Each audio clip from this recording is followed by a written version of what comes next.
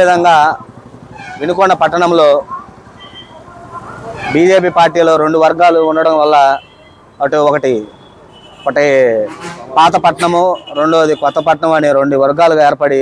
ఈరోజు భారతీయ జనతా పార్టీలో కొత్త వర్గంగా ఏర్పడడం వల్ల మేము ఈరోజు ఆ మహనీయుల యొక్క సాక్షిగా ఈ కొత్త పట్టణ బీజేపీ అన్ని కార్యక్రమాలకు సపరేట్గానే కార్యక్రమాలు చేస్తుందని ఈ రోజు నుండి ప్రతి ఒక్కళ్ళు మా యొక్క సానుభూతి పరులు కానీ మద్దతుదారులు కానీ మమ్మల్ని సంప్రదించి మీ యొక్క సమస్యలను మా దృష్టికి తీసుకొస్తే మేము ఏ విధంగా పరిష్కరించడానికి మేము ముందుకు కొనసాగుతామని ప్రతి ఒక్కళ్ళు గమనించాల్సిన విషయం ఏంటంటే, మేమే బీజేపీ అని చెప్పుకోవడం అనేది ఈ దేశంలో ఎక్కడా లేదు, మా వినుకొండ పట్టణంలోనే ఇది రావడం చాలా బాధాకరం. కాబట్టి మీరందరూ గ్రహించి